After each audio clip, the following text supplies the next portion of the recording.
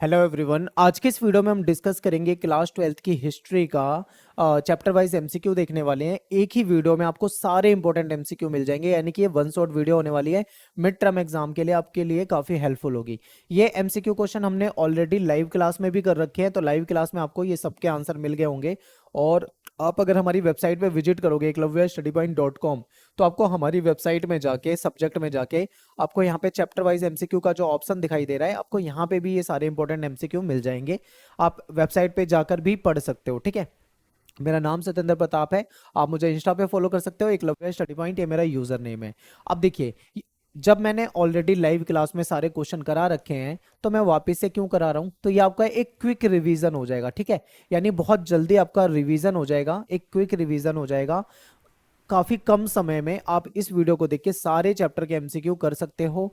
और मैं आपको यहाँ पे एक्सप्लेन नहीं करूंगा, ठीक है, क्योंकि एक्सप्लेन हमने चैप्टर की वीडियो में करा हुआ है और लाइव क्लास में करा हुआ है। यहाँ पे जल्दी जल्दी क्वेश्चन के आंसर देखेंगे, ताकि हमारा कम टाइम में वीडियो बन जाए और पूरे के पूरे सातों चैप्टर कवर हो जाए, ठीक है। तो चलिए बात करते हैं क्वेश्चन फर्स्ट की। तो हड़प्पा की जो खोज है वो कब हुई थी? तो हड़प्पा की खोज जो थी वो 1921 में हुई थी। सबसे पहले किसकी खोज हुई थी? हड़प्पा की खोज हुई थी, ठीक है। 1921 हो जाएगा। अगला क्वेश्चन है कि मोहनजोदाड़ो जो है उसकी खोज कब हुई थी? यानी अगर 1921 में हड़प्पा की हुई है, तो मोहनजोदाड़ो की उसकी बाद में हुई होगी, यानी कि 1922 में हुई है, ठीक है। तो अपना आंसर क्या हो जाएगा? 1922। अगले क्वेश्चन पे चलते हैं। तीसरा क्वेश्चन है कि REM व्हीलर के द्वारा हड़प्पा की खुदाई जो है वो कब शुरू की गई थी? तो ये 1946 में शुरू की गई थी, ठीक है। सी ऑप्शन हो जाएगा। उत्खनन कार्य। हड़प्पा सभ्यता के लोग कौन सी धातु के बारे में नहीं जानते थे? तो वो लोहे के बारे में नहीं जानते थे, ठीक है। नेक्स्ट है कि हड़प्पा सभ्यता में जुते हुए खेत के प्रमाण जो हैं वो कहाँ से मिले हैं? ठीक है, ध्यान से देखिए। राखीगढ़ी से मिले हैं, मोहनजोदड़ो से मिले हैं, कालीबंगा से मिले हैं, या फिर बनावली से मिले। क्वेश्चन नंबर 5, तो इसका सही आंसर हो जाएगा कालीबंगा से मिले, ठीक है। कालीबंगा कहाँ पे है अगर आपसे पूछा जाए, तो आज के समय में ये राजस्थान में है, ठीक है। आज के समय में कहाँ पे है? ये राजस्थान में है, ठीक है। अगला क्वेश्चन देखिए। हड़प्पा सभ्यता में मनकों में छेद करने वाले जो उपकरण है वो कहाँ से मिले हैं? ऑप्शन में है बालाकोट से मिले हैं, धोलावीरे से मिले हैं, चहुंदड़ों से मिले हैं, या नागेश्वर से मिले हैं। क्वेश्चन नंबर 6, तो क्वेश्चन नंबर 6 का आंसर हो जाएगा चहुंदड़ों से मिले हैं। चहुंदड़ों क्या है? ये शिल्प उत्पादन केंद्र था, ठीक है। यहाँ पे शिल्प उत्पादन का कार्य होता था, इसीलिए वहां पे ये साक्ष्य मिले हैं, सबूत मिले हैं, ठीक है। अगले क्वेश्चन को देखते हैं। क्वेश्चन नंबर 7 कि जो हड़प्पा की जो लिपि है, जिसको एक रहस्यमयी लिपि कहा जाता है, ठीक है, वो कैसे लिखी जाती थी? ऑप्शन में है बाएं से दाएं लिखी जाती थी, या दाएं से बाएं लिखी जाती थी, या ऊपर से नीचे लिखी जाती थी, या नीचे से ऊपर लिखी जाती थी।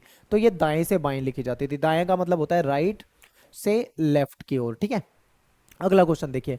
हड़प्पा सभ्यता के लोग निम्न में से किसकी पूजा करते थे? तो ये लोग प्रकृति की भी पूजा करते थे, मातृ देवी की भी पूजा करते थे, शिव की भी पूजा करते थे, यानी आंसर हो जाएगा उपरोक्त सभी। क्वेश्चन नंबर 9 देखिए। भारतीय पुरातात्विक सर्वेक्षण के पहले जो डायरेक्टर जनरल थे वो कौन बने थे? ऑप्शन ए है अलेक्जेंडर कनिंगम बने थे, REM व्हीलर बने थे, जेम्स प्रिंसेप बने थे, या फिर इनमें से कोई नहीं। क्वेश्चन नंबर 9 देखिए। तो क्वेश्चन नंबर 9 का आंसर हो जाएगा अलेक्जेंडर कनिंगम बने थे, ठीक है। और अलेक्जेंडर कनिंगम जो है ये मोस्ट इंपॉर्टेंट है, ये आपके पेपर में आता है और ये बोर्ड एग्जाम में पूछा हुआ क्वेश्चन है, तो इसलिए ये बहुत ज्यादा क्या हो जाएगा आपके लिए इंपॉर्टेंट हो जाएगा, आपको याद रखना है। क्वेश्चन नंबर 10 देखते हैं कि हड़प्पा सभ्यता जो है इसकी सबसे अनूठी विशेषता क्या है? तो जल निकास प्रणाली जो है वो हड़प्पा सभ्यता की सबसे अनूठी विशेषता मानी जाती है, ठीक है। नेक्स्ट है कि हड़प्पा सभ्यता में जो मुहर मिली है, ठीक है, वो किस चीज से बनी होती थी? ध्यान से ऑप्शन देखिए। सेलखड़ी नामक पत्थर होता था उससे बनी है, या कार्नेलियन से बनी थी, या तांबे की होती थी यानी कि धातु की होती थी, या फिर सोने की होती थी यानी कि गोल्ड की होती थी। क्वेश्चन नंबर 11, तो देखिए इसका सही आंसर हो जाएगा सेलखड़ी नामक जो पत्थर होता था इससे बनी थी। ये जो पत्थर होता है ये मुलायम पत्थर होता था, ठीक है, ये काफी मुलायम पत्थर होता था, तो इससे बनी थी। अगला क्वेश्चन है कि हड़प्पा सभ्यता का जो काल है वो क्या है? काल निर्धारण अकॉर्डिंग टू एनसीईआरटी अगर हम बात करें, तो 2600 BC से लेकर 1900 BC तक का जो काल है, BC का मतलब होता है ईसा पूर्व, ठीक है, ईसा पूर्व। अगला क्वेश्चन है कि हड़प्पा सभ्यता जो है इसमें नहरों के अवशेष, ये मोस्ट इंपॉर्टेंट क्वेश्चन है, ये पेपर में आया हुआ क्वेश्चन है, हो सकता है आपके पेपर में रिपीट हो जाए, बिल्कुल याद करके जाना है। तो हड़प्पा सभ्यता में जो नहर है उसके अवशेष कहाँ से मिले हैं? ऑप्शन में है हड़प्पा से मिले हैं, मोहनजोदड़ो से मिले हैं, शोरतुगही से मिले हैं, या फिर लोथल से मिले हैं, ठीक है। क्वेश्चन नंबर 13, तो इसका सही आंसर हो जाएगा शोरतुगही से मिले हैं, तो ये इंपॉर्टेंट क्वेश्चन है, ठीक है। अगला क्वेश्चन देखिए। क्वेश्चन नंबर 14 है the story of Indian archaeology के लेखक कौन है? ये आपके बोर्ड एग्जाम में आया हुआ क्वेश्चन है, रिपीटेड क्वेश्चन है, हो सकता है आपके एग्जाम में आ जाए, रट के जाना, याद करके जाना, ठीक है। तो देखिए the story of Indian archaeology जो है, इसके लेखक जो है वो है S.N. राव, ठीक है। और मैंने आपको चैप्टर वाइज इंपॉर्टेंट क्वेश्चन भी करा दिए हैं, आप चैप्टर वाइज इंपॉर्टेंट क्वेश्चन की वीडियो जरूर देख के जाना, उसमें जितने भी मैंने क्वेश्चन करा रखे हैं उन्हीं में से आपके पेपर में क्वेश्चन आएंगे, तो उनको याद करके जाना है, ठीक है। 15वां क्वेश्चन है कि मनकों में निर्माण प्रयुक्त पदार्थ, यानी जब मनके बनाए जाते थे तो उसमें जो पदार्थ यूज किए जाते थे, जो चीजें यूज की जाती थी वो कौन सी थी? ऑप्शन है कार्नेलियन यूज किया जाता था, स्फटिक यूज किया जाता था, जैस्पर किया जाता था, या फिर उपरोक्त सभी। तो क्वेश्चन नंबर 15 का आंसर हो जाएगा उपरोक्त सभी, क्योंकि कार्नेलियन भी यूज करते थे, स्फटिक भी यूज करते थे और जैस्पर भी यूज करते थे, ठीक है। तो क्वेश्चन नंबर 15 का आंसर हो जाएगा 26। क्वेश्चन नंबर 16 देखिए, क्वेश्चन नंबर 16 में आपसे पूछा गया है कि मेसोपोटामिया में के जो लेख हैं उसमें मगान शब्द जो है उसका प्रयोग जो है वो किसके लिए किया जाता है, ठीक है। तो ऑप्शन में है हड़प्पा के लिए किया जाता है, गुजरात के लिए किया जाता है, ओमान के लिए किया जाता है, या फिर इनमें से कोई नहीं, ठीक है। तो ध्यान से देखिए, तो इसका आंसर हो जाएगा ओमान के लिए किया जाता है, ठीक है। तो क्वेश्चन नंबर 16 का जो सही आंसर हो जाएगा वो ओमान हो जाएगा। फिर अगला क्वेश्चन है कि हड़प्पा सभ्यता के जो बाट होते हैं वो कौन सी किससे बने थे, ठीक है। ध्यान से देखना, ये बहुत इंपॉर्टेंट क्वेश्चन है, पेपर में आ सकता है, बिल्कुल इंपॉर्टेंट क्वेश्चन है। तो देखिए चर्ट नामक पत्थर से बने थे, या तांबे की धातु से बने थे, या संगमरमर से बने थे, या फिर लोहे से बने थे। तो देखिए चर्ट नामक जो पत्थर होता था इससे बाट बनाए जाते थे, ठीक है। तो अपना आंसर यहाँ पे 17 का क्या हो जाएगा? 17 का आंसर आपका ए हो जाएगा, ठीक है। अब बात करते हैं क्वेश्चन नंबर 18 की। क्वेश्चन नंबर 18 में आपसे पूछ रहे हैं कि जो मिट्टी के जो बने हल हैं उसके प्रतिरूप कहाँ मिले थे? प्रतिरूप का मतलब होता है मॉडल, ठीक है। मॉडल यानी कि मॉडल का मतलब है जैसे कोई एक चीज है सेम उसके जैसा बना देना छोटे रूप में, जैसे जहाज है।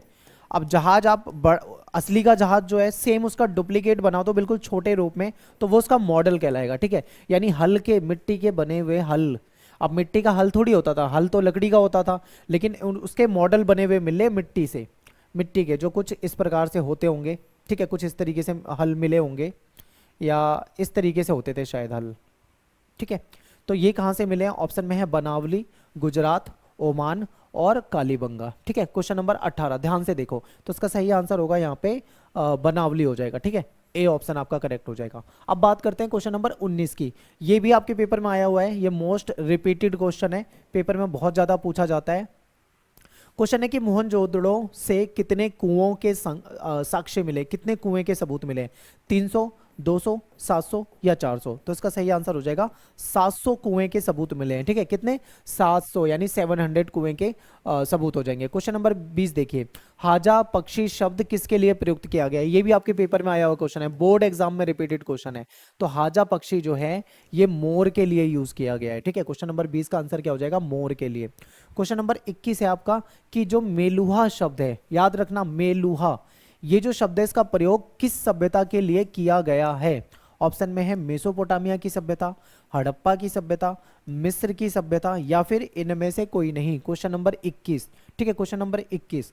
तो ये हड़प्पा सभ्यता के लिए प्रयोग किया गया शब्द है, ठीक है। तो इंपॉर्टेंट है ये आपके लिए और पेपर में पूछा जा सकता है। बी ऑप्शन आपका यहाँ पे क्या हो जाएगा? करेक्ट हो जाएगा।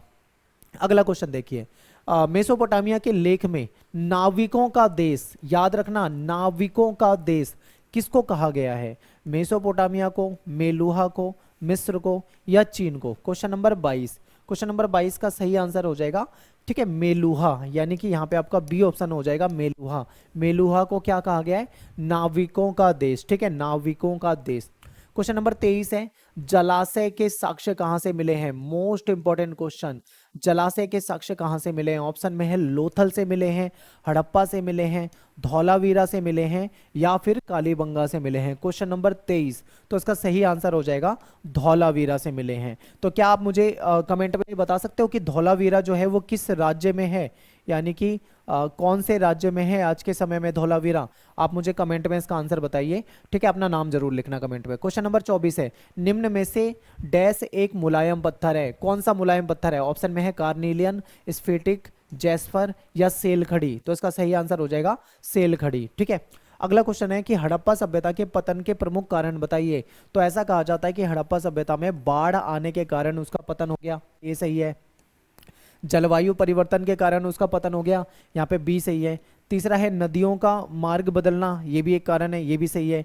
और उपरोक्त सभी, तो इसका आंसर हो जाएगा उपरोक्त सभी, यानी कि ये सारी चीजें जो है उसका कारण माना जाता है। इसके अलावा भूकंप को भी कारण माना जाता है, आग लगने को भी कारण माना जाता है, आर्यों के आक्रमण को भी कारण माना जाता है। तो कई सारे पॉइंट है, हो सकता है पेपर में क्वेश्चन यही हो लेकिन पॉइंट में इसमें ऑप्शन में कुछ चेंजेस कर दे, ठीक है। तो ये हो जाएगा। अब एक चीज याद रखना, एमसीक्यू क्वेश्चन आपके पेपर में यहां से आ सकते हैं, लेकिन क्वेश्चन की लैंग्वेज थोड़ी सी घुमा देंगे, आपको ऑप्शन चेंज मिल सकता है, लेकिन क्वेश्चन ऐसे ही रहेंगे, ठीक है।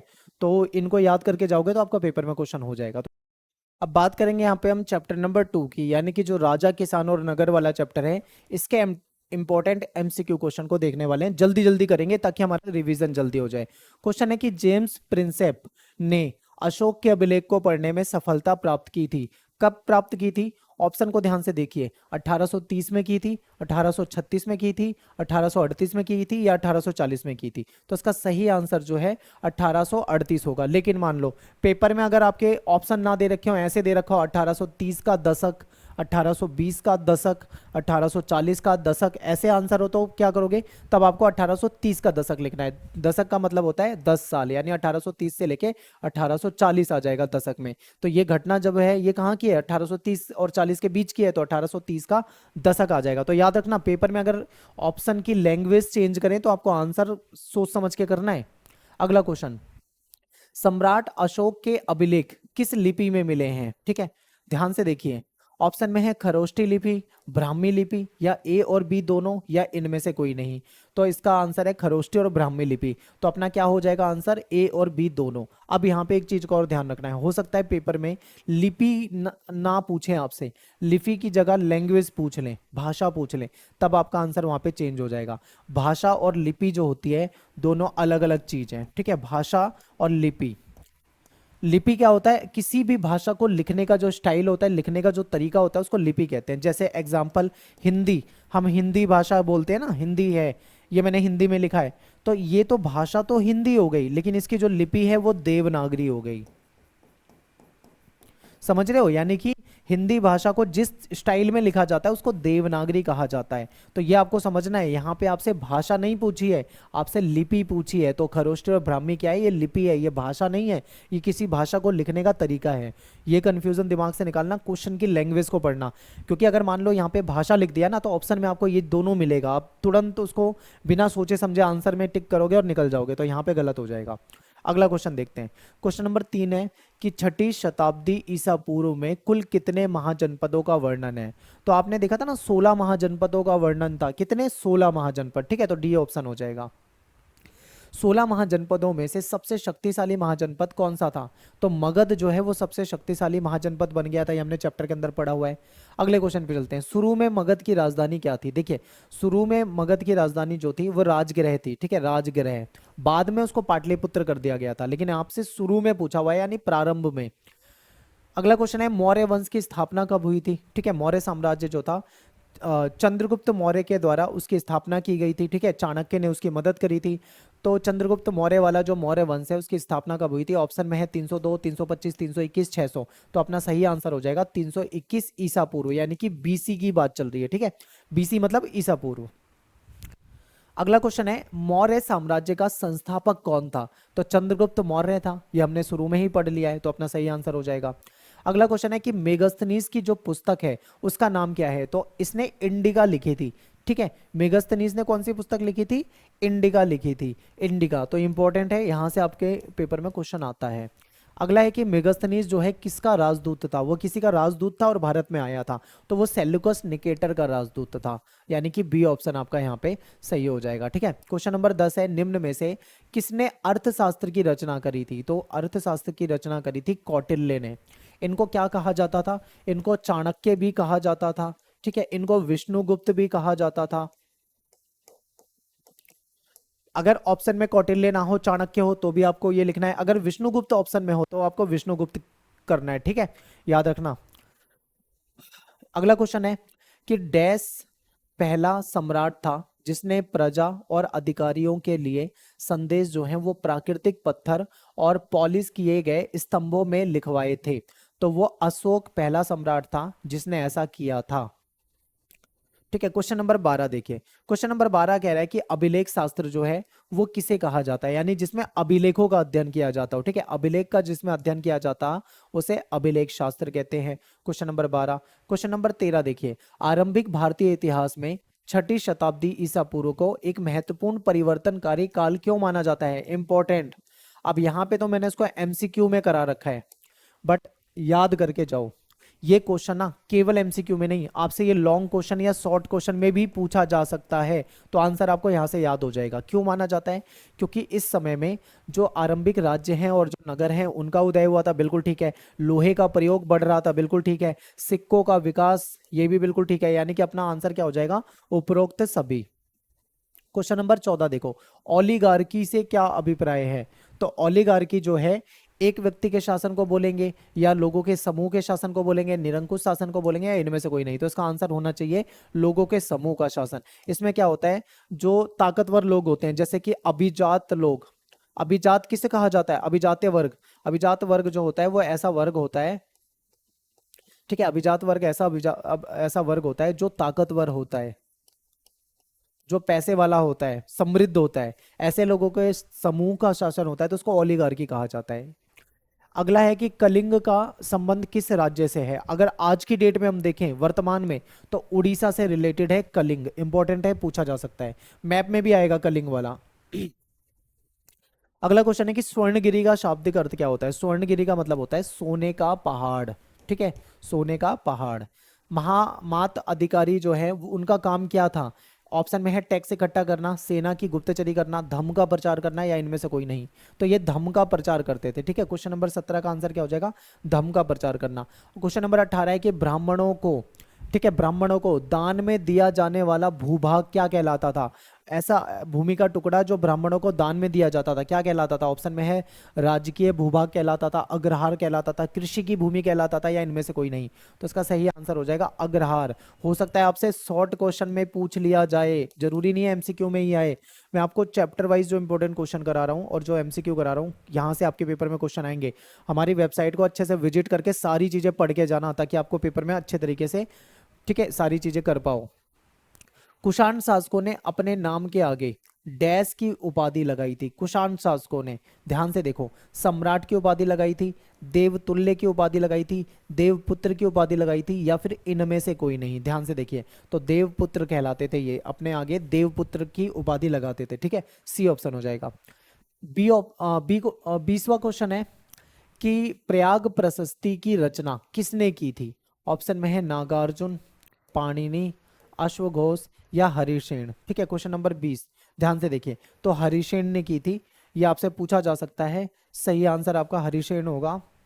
अगले क्वेश्चन को देखते हैं। ये सुदर्शन झील वाला बहुत पूछा जाता है और ये भी बहुत पूछा जाता है, दोनों क्वेश्चन बहुत इंपॉर्टेंट है, याद करके जाना है। सुदर्शन झील की मरम्मत का काम जो था वो किसने कराया था? तो वो राजा रुद्रदमन ने करवाया था। ठीक है, तो बी ऑप्शन आपका यहाँ पे सही हो जाएगा, राजा रुद्रदमन। अगला क्वेश्चन, निम्नलिखित में से किसको श्रेणी कहा जाता था? तो जो व्यापारियों का जो गुट होता था, व्यापारियों का जो समूह होता था, संघ होता था, उसको कहा जाता था श्रेणी। 23वां क्वेश्चन है, पेरी प्लस यूनानी भाषा का शब्द है, इसका मतलब क्या है? समुद्री यात्रा। ठीक है, पेरी प्लस का मतलब होता है समुद्री यात्रा। क्वेश्चन नंबर 24 देखिए, क्वेश्चन नंबर 24 है कि जातक कथा किससे रिलेटेड है? बुद्ध से रिलेटेड है, महावीर से रिलेटेड है, गुरु नानक से रिलेटेड है, या इनमें से कोई नहीं? तो ये कहीं ना कहीं बुद्ध से जुड़ा हुआ है। ठीक है, 25वां क्वेश्चन है कि मौर्य साम्राज्य के सैनिक गतिविधि, जो सैन्य गतिविधि थी वो किसके द्वारा संचालित की जाती थी? तो इसका आंसर हो जाएगा 1:6। ठीक है, 1:6। एक का मतलब है एक समिति होती थी और 6 जो है उप समिति होती थी। ठीक है, 6 जो है उप समिति होती थी, तो आपको ये आंसर करना था। ठीक, तीसरा चैप्टर करने वाले हैं हम, तीसरे चैप्टर को देखते हैं जल्दी जल्दी। तीसरे चैप्टर के इंपॉर्टेंट क्वेश्चन देखते हैं। पांडव और कौरव के बीच में भूमि और सत्ता को लेकर जो संघर्ष हुआ था उसका चित्रण किसमें मिलता है? मनुस्मृति, रामायण, महाभारत, पुराण। तो आपको पता है महाभारत में मिलता है, तो सी ऑप्शन हो जाएगा। ठीक है, डैश राजाओं को उनके मातृ नाम से चिन्हित किया जाता है, यानी माता के नाम से चिन्हित किया जाता है। तो सातवाहन राजा जो हैं उनको उनकी माता के नाम से चिन्हित किया जाता है। ठीक है, अगला क्वेश्चन देखते हैं, मनुस्मृति जो है इसका संकलन कब हुआ था? इंपॉर्टेंट क्वेश्चन, बहुत ज्यादा इंपॉर्टेंट है, ठीक है। ऑप्शन में है 200 बीसी से 200 एडी, 300 बीसी से 300 एडी, 400 से 400, या इनमें से कोई नहीं। तो इसका आंसर हो जाएगा 200 बीसी से 200 एडी। अब देखो बीसी और एडी की बात है, बीसी का मतलब है ईसा पूर्व और एडी का मतलब है ईसवी, ठीक है। तो ये याद रखना है। क्वेश्चन नंबर 4, कौरव और पांडव दोनों किस वंश से रिलेटेड थे, किस वंश से संबंधित थे? तो इसका सही आंसर हो जाएगा कुरु वंश से संबंधित थे, ठीक है। तो ए ऑप्शन हो जाएगा। अगला है वी एस सुकथांकर, ये कौन थे? ये संस्कृत के विद्वान थे। ए ऑप्शन आपका करेक्ट हो जाएगा, संस्कृत के विद्वान थे, ठीक है। अगला क्वेश्चन है, महाभारत के समालोचनात्मक संस्करण को तैयार करने में कितने साल लगे थे? तो 47 साल लगे थे, ठीक है। बी ऑप्शन आपका यहाँ पे क्या हो जाएगा? करेक्ट हो जाएगा। अगला क्वेश्चन है कि साहित्यिक परंपरा में महाभारत के रचयिता कौन थे?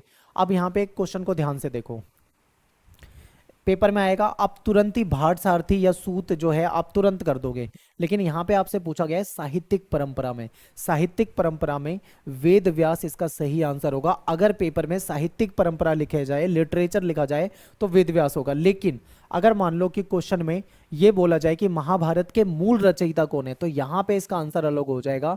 मूल रचयिता यानी कि ओरिजिनल, तो उसमें आपका भाट सारथी और सूत आएगा, यानी कि ए और बी दोनों आएगा, ठीक है। दोनों क्वेश्चन डिफरेंट है, लैंग्वेज को ध्यान से समझना है, पेपर में कंफ्यूज नहीं होना। अगला क्वेश्चन, अस्पृश्य को सड़क पर चलते हुए करताल बजाकर, सॉरी बचाकर नहीं बजाकर है, ठीक है, करताल बजाकर अपने होने की सूचना देनी पड़ती थी, ये किस चीनी भिक्षु के द्वारा कथन लिखा गया था? ऑप्शन में है हेन स्वांग और फाशियन स्वेन त्सांग, या इनमें से कोई नहीं। तो इसका आंसर हो जाएगा फासियन, ठीक है। क्वेश्चन नंबर 9 का हो जाएगा आंसर फासियन।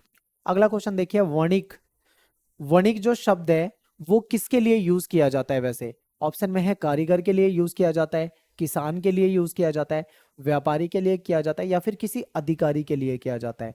तो वणिक शब्द जो है ये व्यापारी के लिए यूज किया जाता है, ठीक है, जो बिजनेस करते थे। सी ऑप्शन आपका यहाँ पे करेक्ट हो जाएगा। क्वेश्चन नंबर 11 है कि गोत्र से बाहर विवाह करने की प्रथा क्या कहलाती है? दो तरीके के विवाह होते थे, एक गोत्र के बाहर होते थे, एक गोत्र के अंदर होते थे। अगर सेम गोत्र में शादी कर रहे हो, गोत्र के अंदर शादी कर रहे हो, तो वो अंतर विवाह कहलाएगा, लेकिन अगर गोत्र के बाहर कर रहे हो तो वो बहिर्विवाह कहलाएगा, ठीक है। ए ऑप्शन हो जाएगा। अगला क्वेश्चन है कि अष्टाध्यायी किसने लिखी थी? ऑप्शन में है पाणिनि ने, बाणभट्ट ने, या विष्णुगुप्त ने, या इनमें से कोई नहीं। क्वेश्चन नंबर 12 देखिए ध्यान से, तो इसका सही आंसर होना चाहिए आपका पाणिनि, ठीक है, ए ऑप्शन।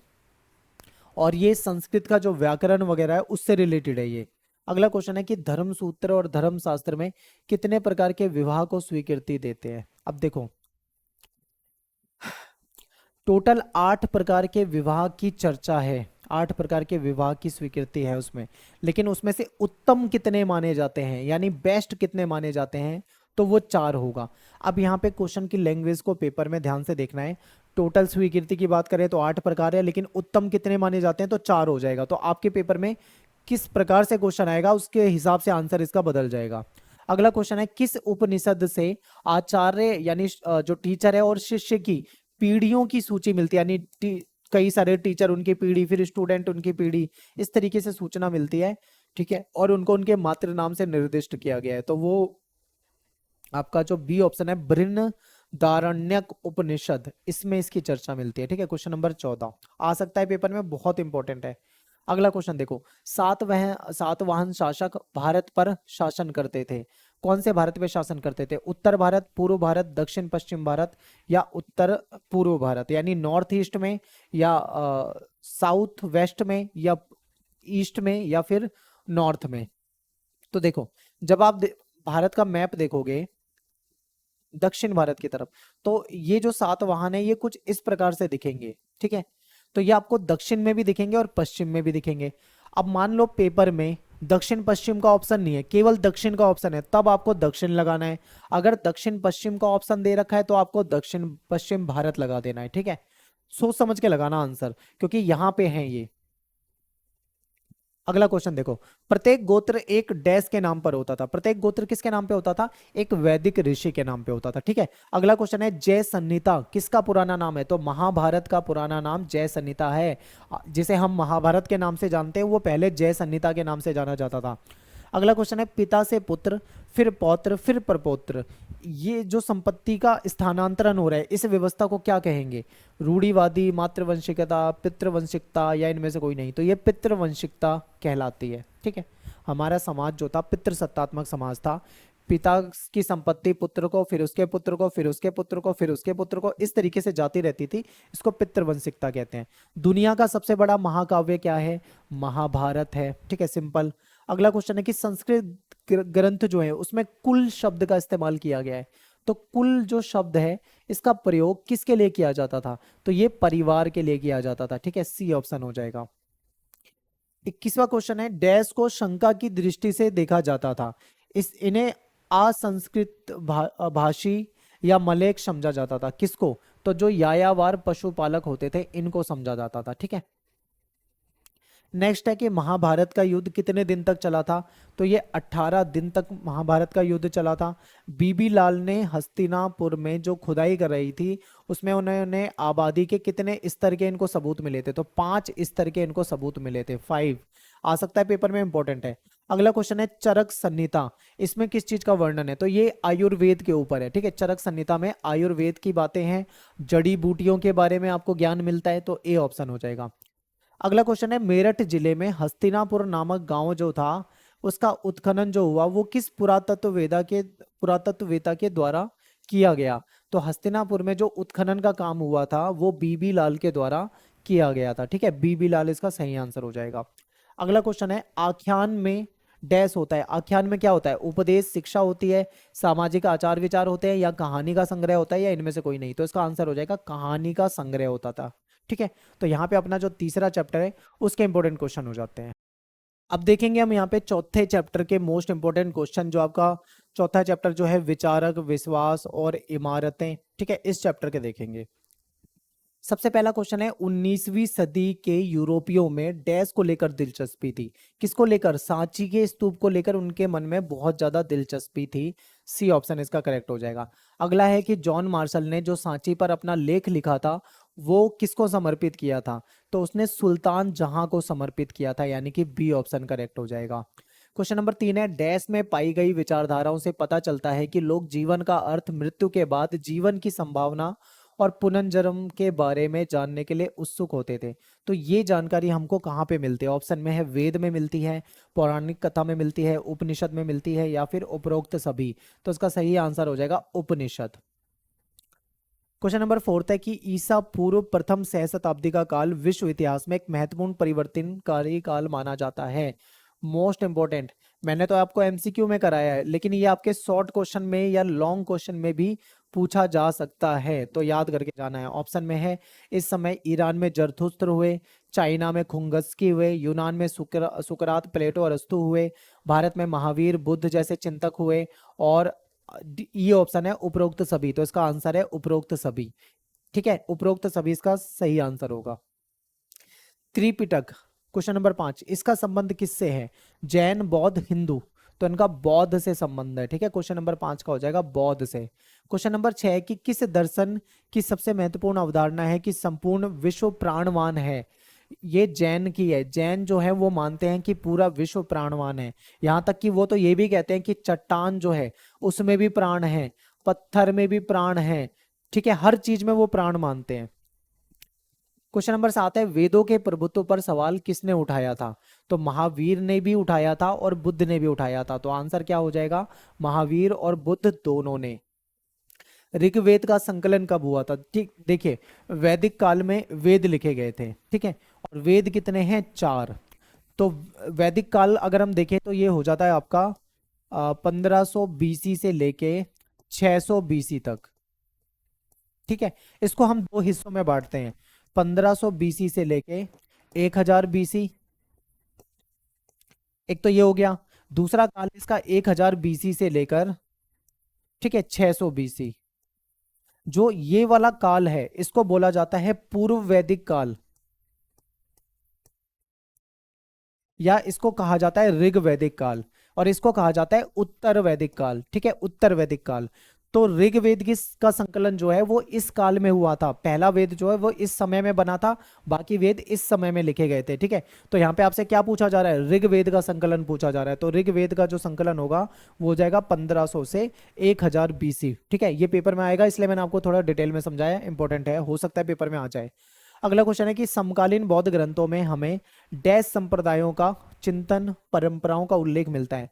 तो 64 इसका आंसर हो जाएगा, यानी 64 संप्रदायों का, ठीक है, हमें डिटेल मिलती है।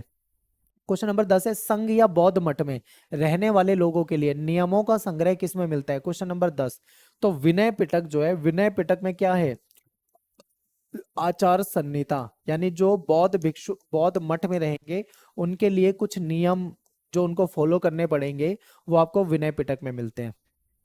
क्वेश्चन नंबर 11 है जैन धर्म के संस्थापक कौन है। आप तुरंत ही महावीर लगा दोगे तो गलत हो जाएगा। ठीक है, ध्यान से देखिए, जैन धर्म के संस्थापक जो हैं स्वामी ऋषभदेव हैं, यानी जैन धर्म में 24 तीर्थकर हुए हैं और महावीर तो 24वें तीर्थकर थे, और इनसे पहले 23 तीर्थकर रह चुके हैं। सबसे पहले जो तीर्थकर थे वो स्वामी ऋषभदेव थे जिन्होंने इसकी शुरुआत की थी। ठीक है, तो सही आंसर आपको करना है। क्वेश्चन नंबर 12 देखिए, संत चरित्र के बारे में कौन सा कथन गलत है। अब यहाँ पे देखो कौन सा कथन गलत है, सही नहीं पूछ रहा है, कौन सा कथन गलत है, तो हम ध्यान से एक एक पॉइंट को पढ़ेंगे। संत चरित्र किसी संत या धार्मिक नेता की जीवनी है, बिल्कुल करेक्ट है। इसमें संत की उपलब्धियों का गुणगान करते हैं, बिल्कुल करेक्ट है। ये तथ्यात्मक रूप से पूरी तरह से सही नहीं होते, बिल्कुल ठीक है, पूरी तरीके से सही नहीं होते। ऑप्शन डी है संत चरित्र में देवताओं की जीवनी है, ये गलत है। अपने को क्या पहचानना है, कौन सा कथन गलत है, तो ये, यानी संत चरित्र में देवताओं की जीवनी होती है, बिल्कुल नहीं होती। ठीक है, तो डी ऑप्शन आपका गलत था, यही आपको पहचानना था। अगला देखो, डैश नामक बौद्ध ग्रंथ के अनुसार अशोक ने बुद्ध के अवशेषों को अलग अलग जगह पे बांट दिया और उन पे स्तूप बनाने का आदेश दिया। तो ये अशोकावादन जो ग्रंथ है इसके अनुसार है। ठीक है, अगला क्वेश्चन देखो, गुंटूर के कमिश्नर ने अमरावती की यात्रा कब करी। इंपॉर्टेंट क्वेश्चन कहूंगा मैं आपको। ठीक है, ये पेपर में आ सकता है। ऑप्शन में है 1850, 1854 और 52, 53, 54। ठीक है, 50, 52, 53, 54। तो इसका सही आंसर जो होना चाहिए वो होना चाहिए 1854, यानी कि डी ऑप्शन आपका यहाँ पे करेक्ट हो जाएगा। ठीक है, अगला क्वेश्चन है बुद्ध चरित्र के रचयिता कौन है। क्वेश्चन नंबर 15, बुद्ध चरित्र के रचयिता कौन है। ऑप्शन में है गौतम बुद्ध, नहीं, अश्वघोष, महावीर, पार्श्वनाथ। पार्श्वनाथ भी नहीं होगा, महावीर भी नहीं होगा, गौतम बुद्ध भी नहीं होगा, एक ही ऑप्शन बच रहा है, अश्वघोष। महात्मा बुद्ध ने पहला उपदेश कहाँ दिया था, मोस्ट इंपोर्टेंट क्वेश्चन। ठीक है, तो इन्होंने अपना पहला उपदेश जो है वो सारनाथ में दिया था। कैलाशनाथ मंदिर कैस में है, तो ये एलोरा वाले कैलाशनाथ मंदिर की बात है यहाँ पे, जो कि महाराष्ट्र में पड़ता है। ठीक है, और भी एक कैलाशनाथ मंदिर है, वो अलग जगह पे है, तो यहाँ पे आपको महाराष्ट्र वाला लिखना है। अगला है कि सबसे प्राचीन कृत्रिम गुफा अशोक के आदेश से डैश संप्रदाय के लिए बनाई गई थी। तो ये आजीवक संप्रदाय के लिए बनाई गई थी। ठीक है, क्वेश्चन नंबर 18, बौद्ध साहित्य से अनभिज्ञ जेम्स फर्गुसन जो थे उन्होंने सांची को डैश और डैश पूजा का केंद्र माना था। इन्होंने वृक्ष और सर्प के पूजा का केंद्र माना था। क्वेश्चन नंबर 19 इंपॉर्टेंट है, पेपर में आ सकता है, इसको अच्छे से याद करो और फिर आप पेपर देने जाओ। क्वेश्चन नंबर 20 है इस देश की प्राचीन कलाकृतियों की लूट होने देना मुझे आत्मघाती और असमर्थनीय नीति लगती है। यह कथन किसका है, तो ये है H कॉल का कथन है। ठीक है, क्वेश्चन नंबर 20 का आंसर हो जाएगा H कॉल। अगला क्वेश्चन है कि कलकत्ता में इंडियन म्यूजियम की जो स्थापना थी ये कब हुई थी। तो ऑप्शन में है 16, 17, 18, 19। देखो ये 1800 की बात है, यानी 1814 में आ जाएगा। ठीक है, तो इसका 21 का आंसर हो जाएगा 1814। अगला क्वेश्चन है कि सांची को विश्व कला दाय स्थान कब घोषित किया गया था। बहुत इंपॉर्टेंट क्वेश्चन है, पेपर में आएगा, ये इंपॉर्टेंट है। तो ये 1989 में इसको घोषित किया गया था। ठीक है, 1989 में। अगला क्वेश्चन है आपका कि सांची पर लिखी सबसे प्रारंभिक पुस्तकें जो थी उसमें से एक पुस्तक थी जिसका नाम था भिल्सा टॉप्स। अब ये भिल्सा टॉप्स किसने लिखी थी, John Marshall, Cunningham, H call या इनमें से कोई नहीं। तो ये कनिंगम के द्वारा लिखी गई थी। मोस्ट इंपोर्टेंट क्वेश्चन है, पेपर में पूछा जा सकता है। ठीक है, याद करके जाना है। क्वेश्चन नंबर 24 देखिए, बुद्ध गया द हेरिटेज ऑफ शाक्य मुनि, इसका प्रकाशन कब हुआ था? Question number 24। तो इसका प्रकाशन हुआ था 1878 में, यानी कि इसका बी ऑप्शन जो है वो करेक्ट हो जाएगा। ठीक है, अगला क्वेश्चन देखो, डैश दर्शन शास्त्र से जुड़े विषयों का संग्रह है। दर्शन शास्त्र से रिलेटेड चीजें जो है वो आपको अभिधम पटक में मिलती है। ठीक है, अभिधम पिटक के अंदर मिलेगी। 10 अवतारों की कल्पना किसके अंतर्गत आती है? वैष्णव में आती है। 10 अवतार की कल्पना की गई है। ठीक है, यानी जब धरती पे पाप बढ़ेगा तो भगवान जो है 10 अवतार की बात की गई, यानी अलग अलग रूपों में अवतार लेते हैं, तो ये वैष्णव में की गई है। अब हम बात करेंगे चैप्टर नंबर 5 के इंपॉर्टेंट एमसीक्यू क्वेश्चन को देखने वाले हैं यहाँ पे। ठीक है, देखिए सबसे पहला क्वेश्चन है कि महिलाओं और पुरुषों ने डैश से प्रेरित होकर यात्राएं की थी। ऑप्शन में है कार्य की तलाश में, आपदाओं से बचाव के लिए, तीर्थयात्रियों के रूप में, या फिर उपरोक्त सभी। तो इसका सही आंसर हो जाएगा उपरोक्त सभी, यानी कि डी ऑप्शन आपका क्या है यहाँ पे करेक्ट हो जाएगा। ठीक है, अगला क्वेश्चन देखिए, अल बिरूनी कब और कहां से आया था? ध्यान से देखिए, 10वीं शताब्दी में ख्वारिज्म से, 11वीं शताब्दी में उज्बेकिस्तान से, 14वीं शताब्दी में मोरक्को से, या फिर इनमें से कोई नहीं। तो इसका सही आंसर हो जाएगा उज्बेकिस्तान, यानी कि 11वीं शताब्दी में। ठीक है, अगला क्वेश्चन है कि इब्न बतूता कब और कहां से आया था? तो इब्न बतूता जो है वो मोरक्को से आया था। अब देखो मोरक्को आपको किसी ऑप्शन में दिख रहा है? नहीं दिख रहा, तो आपका आंसर क्या हो जाएगा? सी ऑप्शन, यानी कि मोरक्को से आया था। ठीक है, क्वेश्चन नंबर 4 देखिए, अल ब्रूनी जो है उसका जन्म कब हुआ था? ध्यान से देखिए, ऑप्शन में है 960, 970, 973, 1017, यानी 973 में इसका जन्म हुआ था। तो यहाँ पे आपका सी ऑप्शन जो है वो करेक्ट हो जाएगा। अगले क्वेश्चन पे चलते हैं, किताब उल हिंद की रचना जो है वो किसने की थी? ऑप्शन में है Al Biruni, Ibn Battuta, Francois Bernier, या रज्जाक। तो किताब उल हिंद जो है वो अल बिरूनी की रचना है। ठीक है, तो किताब उल हिंद किसकी रचना है? अल बिरूनी की। ए ऑप्शन आपका करेक्ट हो जाएगा। नेक्स्ट क्वेश्चन पे चलते हैं, क्वेश्चन नंबर 6 है, किताब उल हिंद की रचना किस भाषा में थी? तो ये अरबी भाषा में रचना की गई थी। ठीक है, रिहला निम्न में से किसका यात्रा वृत्तांत है? तो इब्न बतूता ने लिखा था रिहला, तो बी ऑप्शन आपका हो जाएगा। 8वां क्वेश्चन है कि निम्न में से कौन पुस्तकों की बजाय यात्रा से जो ज्ञान मिलता था उसको ज्यादा महत्व देता था? ठीक है, तो वो कौन है? इब्न बतूता है, यानी कि 8वें क्वेश्चन का भी आंसर आपका इब्न बतूता हो जाएगा। निम्न में से किस यूरोपीय विद्वान ने दक्षिण भारत के व्यापार और समाज में के बारे में विस्तृत जानकारी दी है? यानी कि जो दक्षिण भारत है उसके बारे में जिसने लिखा है, तो किसने लिखा है? Al Biruni, Jesuit Roberto, Francois Bernier, या दुआर्ते बरबोसा। ठीक है, ध्यान से देखिए, अब यहाँ पे आप कुछ ऑप्शन कट कर सकते हो, अल्बिरूनी नहीं होगा, फ्रांसवा बर्नियर नहीं होगा, इन दोनों में से कोई होगा। ठीक है, तो आप पेपर में ऐसे भी कर सकते हो, मान लो नहीं आ रहा तो ऐसे कर लो, फिर इसके बाद इन दोनों में से कोई भी आप लगाओगे तो आपके 50-50 के चांस हो जाएंगे। ठीक है, तो आपका यहाँ पे वैसे तो आंसर दुआर्ते बरबोसा है, लेकिन फिर भी अगर आप इस तरीके से करोगे तो 50-50 के चांस हो जाएंगे, क्वेश्चन गलत होने के चांस कम होंगे। Travel in the Mughal empire किसकी रचना है? तो ये फ्रांसवा बर्नियर की रचना है। ठीक है, अब इसमें आपको क्या करना है? मिलान करना है। यहाँ पे देखो ABCD आपके सामने कर रखा है और यहाँ पे 1 2 3 कर रखा है, इनको मिलान करना है। तो इसमें आपको जो सबसे अच्छा आता हो सबसे पहले आप उसे करो। जैसे आपने मिलाया यहाँ पे अल बुरूनी जो है वो उज्बेकिस्तान से है। ठीक है, तो इस तरीके से आप इसको मिला सकते हो। तो हम यहाँ पे मैं आपके लिए आंसर भी लिख देता हूँ। ए को मैंने किससे मिलाया? 3 से मिलाया। ठीक है, अब देखो, अब दूसरा देखो यहाँ पे ध्यान से, बी यानी मार्को पोलो जो है वो कहाँ से है? तो मार्को पोलो जो था वो इटली से था। ठीक है, तो बी को 1 से मिला दिया, यहाँ पे मैं लिख देता हूँ बी को 1 से मिला दिया। ऐसे आपके ऑप्शन में होगा। ठीक है, जिस तरीके से यहाँ पे ले रखा है। फिर मैं देखूंगा तीसरा सी कहाँ से है, तो सी जो पीटर मुंडी है वो इंग्लैंड से है, तो यानी सी को मैंने 4 से मिला दिया। ठीक है, C4 हो गया। अब डी जो बच गया है वो पुर्तगाल से जोड़ देंगे, यानी कि D2 हो गया। तो आपके सामने ऑप्शन में ऐसे होगा A3, B1, C4, D2 और इस तरीके से। ठीक है, तो आपको वो ध्यान से देख के मिलाना पड़ेगा। क्वेश्चन नंबर 12, किसने मुगलकालीन शहर को शिविर नगर कहा था? Question number 12। ठीक है, तो बर्नियर ने कहा था। किसने कहा था? बर्नियर ने कहा था। ठीक है, ऑप्शन यहाँ पे ध्यान से देखो, आपको बर्नियर दिख रहा है C में। अगले क्वेश्चन पे चलते हैं, किसने राजकीय भू स्वामित्व को राज्य और उसके निवासी दोनों के लिए खतरनाक या हानिकारक माना था? ऑप्शन में देखिए, यहाँ पे भी बर्नियर होगा आपका, यहाँ पे बर्नियर जो है आपको सी में दिख रहा है, यानी बर्नियर ने इसको गलत माना था। बर्नियर का पता है क्या कहना था? वो ये कहना था बर्नियर का कि जो मुगल साम्राज्य है वो ही सारी भूमि का स्वामी है। वो क्या करता है, अपनी भूमि को अपने अमीर लोगों में बांटता है, यानी लोगों का निजी स्वामित्व तो है ही नहीं। यहाँ पे निजी स्वामित्व नहीं है, इस कारण से क्या होता है, इनको नुकसान होता है।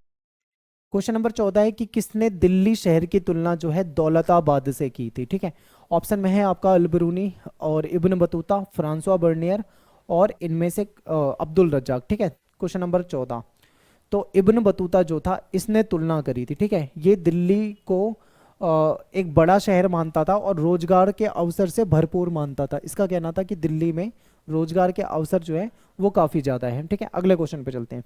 क्वेश्चन नंबर 15 है कि जाति व्यवस्था में अपवित्रता की धारणा को किसने अस्वीकार किया? तो ये अल बिरूनी ने। इसने कहा था कि ये जो ब्राह्मणी है, इसने ये बताया था कि जाति प्रथा भारत में नहीं, फारस में और दुनिया के दूसरे देशों में भी है, लेकिन भारत में ये जो कॉन्सेप्ट है छुआछूत वाला, अस्पृश्यता वाला और अपवित्रता वाला, ये इसको नहीं पसंद आया था। ठीक है, तो इसने इसके ऊपर लिखा था। नेक्स्ट क्वेश्चन पे चलते हैं। क्वेश्चन नंबर 16 है, अपने लेखन के जरिए निम्न में से कौन सदैव पूर्व की तुलना पश्चिम में करता था? ठीक है, तो ये था फ्रांसवा बर्नियर। ये भारत में जो भी देखता था उसको कंपेयर कर देता था यूरोप से और भारत की स्थिति को दयनीय बता देता था। ठीक है, नेक्स्ट क्वेश्चन पे चलते हैं। अगला क्वेश्चन है कि बर्नियर का जो लेखन कार्य है वो फ्रांस में कब प्रकाशित हुआ था? ऑप्शन में है 1650, 65, 1660, 61, 1670, 71, यानी कि सी ऑप्शन आपका यहाँ पे सही हो जाएगा। ठीक है, नेक्स्ट क्वेश्चन। 18वां क्वेश्चन है कि फ्रांसवा बर्नियर डैश था? चिकित्सक था, राजनीतिक दार्शनिक था, इतिहासकार था या उपरोक्त सभी? तो वो सभी था, चिकित्सक भी था, राजनीतिक दार्शनिक भी था, इतिहासकार भी था। निम्न में से कौन एक जिद्दी और हठीला यात्री था? ध्यान से देखिए, तो इसमें आएगा आपका इब्न बतूता। ये एक जिद्दी और हठीला यात्री था, इसने कई जगहों की यात्रा की थी। और जिद्दी हठीला क्यों कहा जा रहा है? क्योंकि उस समय में यात्रा करने में टाइम बहुत लगता था। ठीक है, और खतरा भी होता था, लेकिन फिर भी इसने बहुत सारी जगहों की यात्राएं की। अगला क्वेश्चन है कि किस सुल्तान ने इब्न बतूता को दिल्ली का काजी नियुक्त किया था? तो वो तुगलक है। ठीक है, तुगलक। अगले क्वेश्चन पे चलते हैं। अगला क्वेश्चन है कि निम्न में से किसने भारतीय ग्रंथों का अनुवाद यूरोपीय भाषा में किया था? ध्यान से देखिए, ऑप्शन में है पीटर मुंडी, जो जेसुइट रोबर्टो नोबिली, ठीक है, और फ्रांसवा बर्नियर और दुआर्ता बरबोसा। अब यहाँ पे देखो, मैं कुछ ऑप्शन को कट कर देता हूँ, ध्यान से देखना।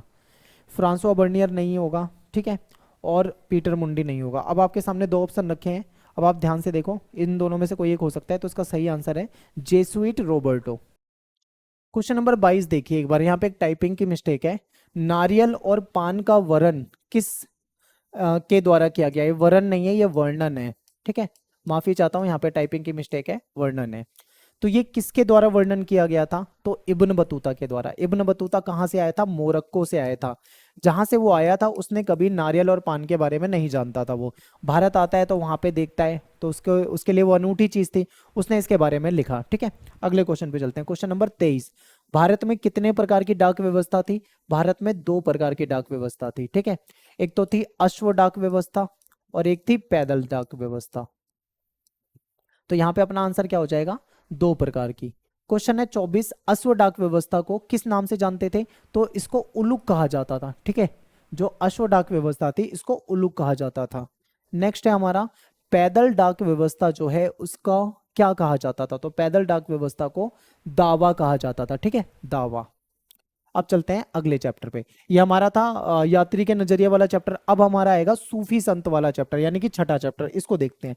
छठे चैप्टर का पहला क्वेश्चन है आपके सामने कि प्रथम सहस्त्राब्दी में के मध्य में भारतीय उपमहाद्वीप के परिवेश डैश से चिन्हित हो चुका था। क्या क्या था? तो देखिए सारी चीजें हैं। इस समय में स्तूप भी थे, इस समय में मंदिर भी थे, इस समय में विहार भी थे। तो अपना आंसर क्या हो जाएगा? उपरोक्त सभी, यानी कि डी हो जाएगा। ठीक है, अगले क्वेश्चन पे चलते हैं।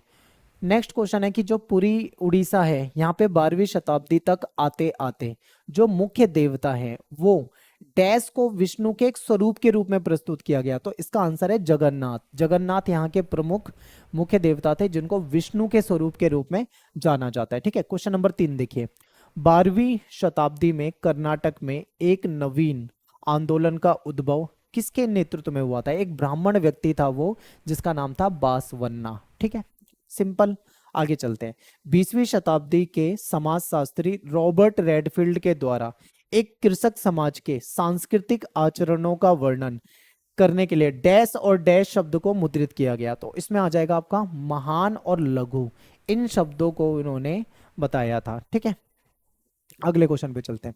क्वेश्चन नंबर 5 है, देवी की उपासना डैश से पोते गए पत्थर के रूप में की जाती है? तो सिंदूर से पोते गए पत्थर के रूप में। ठीक है, सिंपल है बिल्कुल। आगे देखते हैं। देवी की आराधना पद्धति को डैश के नाम से जाना जाता है? इसको तांत्रिक के नाम से जाना जाता है, यानी इस आराधना पद्धति को तांत्रिक कहा जाता है। निम्नलिखित में से कौन कलाचुरी राजा के दरबार में मंत्री थे?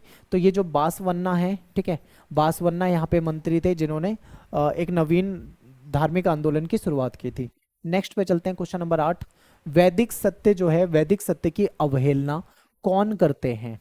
तो जो तांत्रिक आराधना में लगे हुए लोग हैं वो वैदिक सत्य की अवहेलना करते हैं। ठीक है, भक्ति परंपराओं में देवताओं और भक्तजन के बीच में बिचौलिए का रूप कौन निभाते हैं? ठीक है, बिचौलिए का किरदार जो है वो ब्राह्मण के द्वारा निभाया जाता है, यानी कि बी ऑप्शन हो जाएगा। धर्म के जो इतिहासकार हैं उन्होंने भक्ति परंपरा को कितने हिस्सों में बांटा है? उन्होंने 2 हिस्सों में बांटा है। ठीक है, कौन कौन से? एक है सगुण और एक है निर्गुण। ठीक है, सगुण भक्ति की के अनुसार डैश की आराधना की जाती है? शिव, विष्णु तथा उनके अवतार की आराधना। ठीक है, देवियों की आराधना भी की जाती है, ये भी ठीक है। मूर्त रूप में यानी मूर्ति के रूप में आराधना की जाती है, ये भी ठीक है। अपना आंसर यहाँ पे क्या हो जाएगा? उपरोक्त सभी। निर्गुण भक्ति के अनुसार डैश की आराधना की जाती है? निराकार ईश्वर की आराधना की जाती है। ठीक है, मूर्ति पूजा की जाती है? नहीं, यहाँ पे मूर्ति पूजा नहीं करते ये लोग, अमूर्त रूप में पूजा करते हैं। ठीक, इसका आंसर क्या है? ए भी आपका ठीक है और सी भी ठीक है। तो आपने डी ऑप्शन को ध्यान से देखिए, आपको समझ में आ जाएगा इसका आंसर क्या है। ठीक है, अगले क्वेश्चन पे चलते हैं। और एक सेकेंड, क्वेश्चन नंबर है 12 13। ठीक है, प्रारंभिक भक्ति आंदोलन लगभग डैश में शुरू हुआ था? तो ये 6ठी शताब्दी। निम्नलिखित में से कौन विष्णु के भक्त थे? आलावार। ठीक है, जो आलावार होते थे, अलवार होते थे, ये विष्णु के भक्त होते थे। और जो नैनार होते थे ये शिव के भक्त होते थे। ठीक है, नैनार जो थे ये शिव भक्त होते थे। अगला क्वेश्चन है कि अलवार और नैनार संतों की रचनाओं को डैश के जितना महत्वपूर्ण बताकर सम्मानित किया गया है? तो इनको वेदों के जितना महत्वपूर्ण बताया। ठीक है, तो बी ऑप्शन हो जाएगा आपका, वेद जितना। नल यीरा दिव्य प्रबंधनम निम्नलिखित में से किससे रिलेटेड है? ठीक है, नल यीरा दिव्य प्रबंधनम, तो ये आपके अलवार संतों का जो संकलन है, काव्य संकलन है, इससे रिलेटेड है। ठीक है, अलवार संतों के संकलन से। अगला क्वेश्चन ध्यान से देखो एक बार, क्वेश्चन नंबर है 18। 18वां क्वेश्चन है कि निम्नलिखित में से किस काव्य संकलन को तमिल वेद माना जाता है? ठीक है, किसको तमिल वेद माना जाता है? ऑप्शन को ध्यान से देखो एक बार।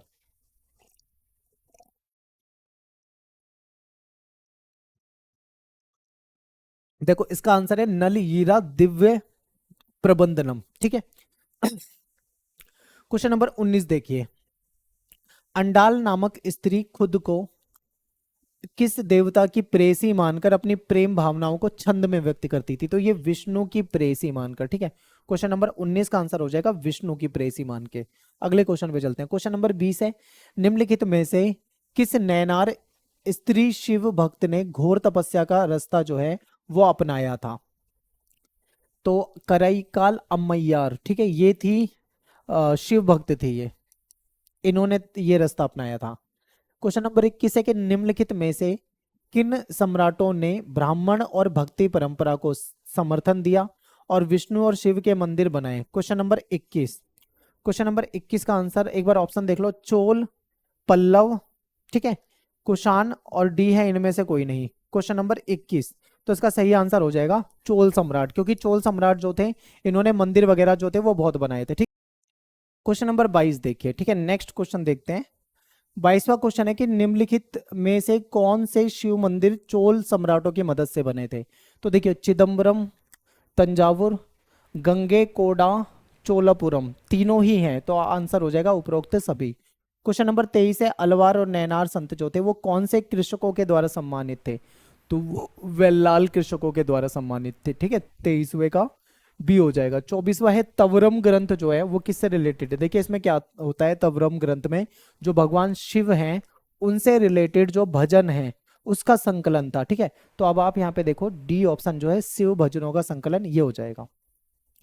किस चोल सम्राट ने संत कवि अपार संबदार और सुंदरार की धातु प्रतिमा जो है एक शिव मंदिर में लगवाई थी? तो वो परांतक प्रथम हो जाएगा। ठीक है, कौन हो जाएगा? परांतक प्रथम हो जाएगा। क्वेश्चन नंबर 26 है कि बासवन्ना के अनुयायी क्या कहलाते हैं? तो इनको लिंगायत भी कहा जाता है, इनको वीर शैव भी कहा जाता है, इनको लिंग धारण करने वाला भी कहा जाता है, यानी कि उपरोक्त सभी हो जाएगा। निम्नलिखित में से किसका संबंध वीर शैव परंपरा से नहीं है? तो ये वीरशैव परंपरा में मृतकों को दफनाते हैं, यानी इसका संबंध है। जाति प्रथा का विरोध करते हैं, यानी कि इसका भी संबंध है।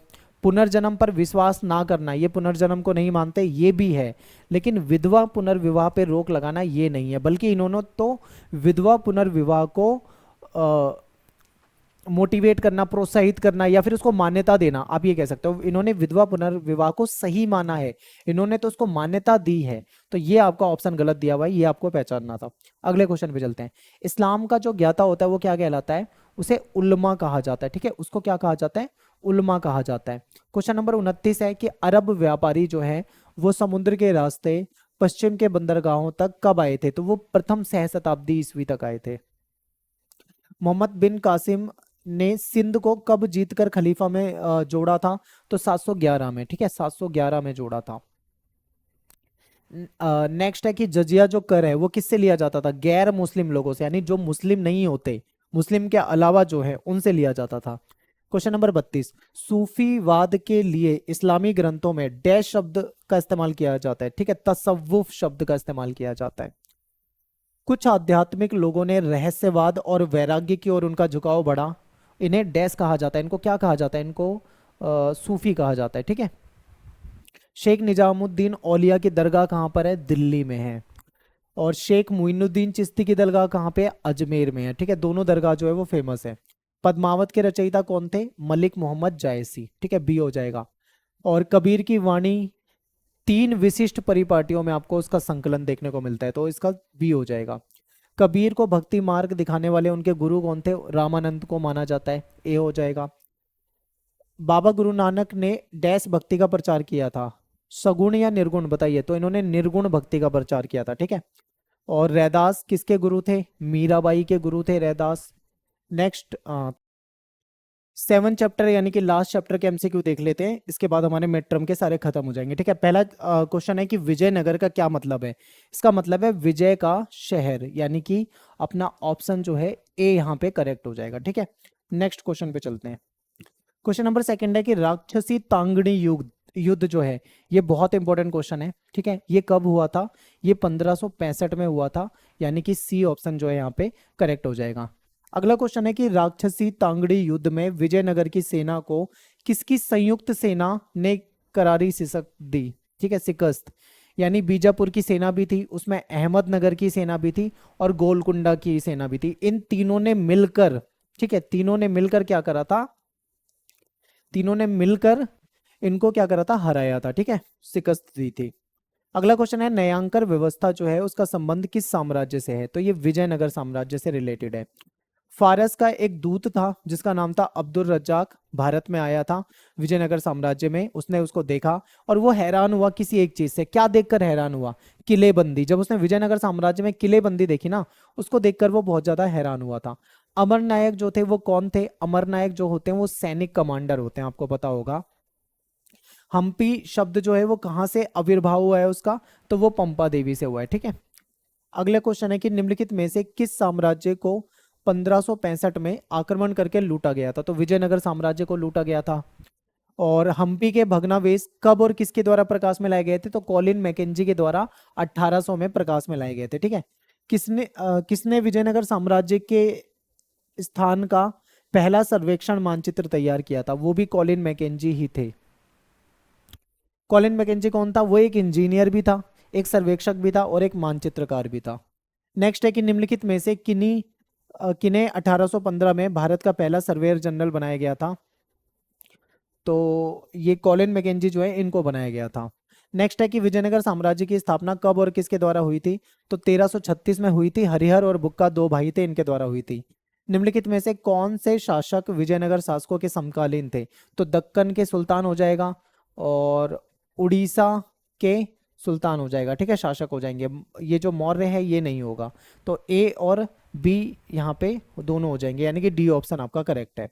हम्पी को यूनेस्को द्वारा विश्व पुरातत्व स्थल कब घोषित किया गया था, ठीक है, तो ये किया गया था 1986 में। एक बार आप सबसे लास्ट ऑप्शन देखिए, डी ऑप्शन 1986, इसमें किया गया था। अगला क्वेश्चन है कि हाथियों के स्वामी के लिए निम्नलिखित में से कौन सा शब्द इस्तेमाल किया जाता है, गजपति कहा जाता है, गजपति, यानी कि बी ऑप्शन हो जाएगा। विजयनगर के शासक खुद को क्या कहलवाते थे, वो राय कहलवाना पसंद करते थे, राय उनको कहा जाता था। विजयनगर निम्नलिखित में से किन बाजारों के लिए फेमस था, देखिए ये सारे ही है, मसाले भी होते थे वहां, वस्त्र भी बिकते थे, रत्न भी बिकते थे, यानी उपरोक्त सभी इसका करेक्ट आंसर हो जाएगा।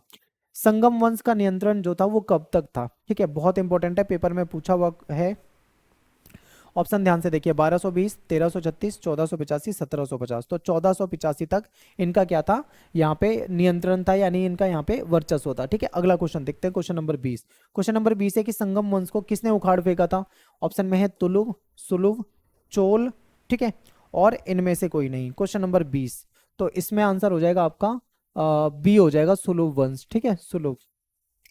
क्वेश्चन नंबर 21 है कि कृष्णदेव राय ने अपनी माताजी के नाम पर विजयनगर के समीप किस उपनगर की स्थापना की थी, हम्पी, नगल, नगरपुरम या उपरोक्त सभी, तो नगलपुरम हो जाएगा, यानी कि सी ऑप्शन हो जाएगा। अगले क्वेश्चन पे चलते हैं, कृष्णदेव राय वंश से संबंधित थे, ठीक है, यहाँ पे यह आएगा कृष्णदेव राय किस वंश से संबंधित थे, ऑप्शन में है तुलुव, ठीक है, फिर सुलुव और चोल, और इनमें से कोई नहीं। क्वेश्चन नंबर 22, तो ये आपके हो जाएंगे तुलुव वंश से रिलेटेड थे, यानी ए ऑप्शन आपका यहाँ पे सही हो जाएगा, ठीक है।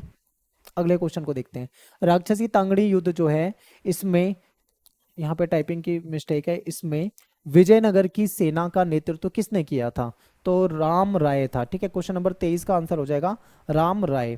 अगले क्वेश्चन को देखते हैं, क्वेश्चन नंबर 24 है, राक्षसी तांगड़ी युद्ध को किस नाम से और जाना जाता है, राक्षसी तांगड़ी के नाम से तो जाना जाता है, हमने पहले भी कर लिया है, इसको तालीकोटा युद्ध के नाम से भी जाना जाता है, ठीक है, तो क्वेश्चन नंबर 24 का आपका ए भी हो जाएगा।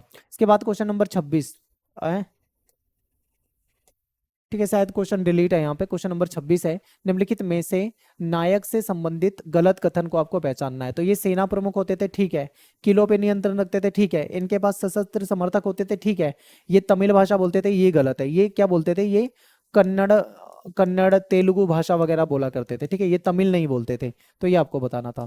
फिर इसके बाद क्वेश्चन नंबर 27 है, निम्नलिखित में से कौन सा किसानों, शिल्पकर्मियों, व्यापारियों से भू राजस्व तथा अन्य कर वसूलते थे, अमर नायक जो थे ये कर वसूला करते थे, टैक्स वसूला करते थे, ठीक है। अगला क्वेश्चन देखिए, विजयनगर साम्राज्य में किस महत्वपूर्ण हौज का निर्माण 15वीं शताब्दी के आरंभिक वर्षों में किया गया था, ठीक है, ध्यान से देखिए क्वेश्चन नंबर 28 को।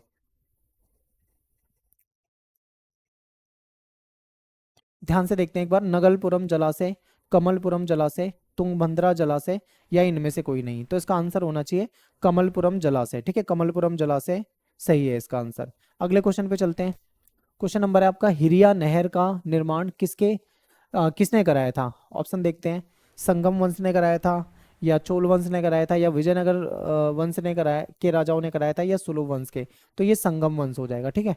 अगला क्वेश्चन देखते हैं, निम्नलिखित में से कौन सा कथन महानवमी डिब्बा से रिलेटेड नहीं है, ये एक विशालकाय मंच था, क्या ये बड़ा मंच था, बिल्कुल था। यहाँ 10 दिन का जो हिंदू त्योहार होता है, दशहरा, नवरात्रि, वो मनाया जाता था, हाँ मनाया जाता था, ये भी ठीक है। यहाँ विजयनगर शासक अपने रुतबे और ताकत का प्रदर्शन करते थे, ये भी ठीक है। इसमें आपसे पूछा है कौन सा संबंधित नहीं है, ऑप्शन है ये एक व्यापारिक केंद्र था, ये व्यापारिक केंद्र नहीं था, ठीक है, तो यहाँ पे डी ऑप्शन उससे रिलेटेड नहीं है। नेक्स्ट देखते हैं, खत्म हो गया, चलिए, तो यहाँ पे हमारा जो चैप्टर नंबर 7 था ये खत्म हो जाता है। और मेरा नाम सत्येंद्र प्रताप है, आप मुझे इंस्टा पे फॉलो कर सकते हो, एकलव्य स्टडी पॉइंट, ये मेरा यूजर नेम है।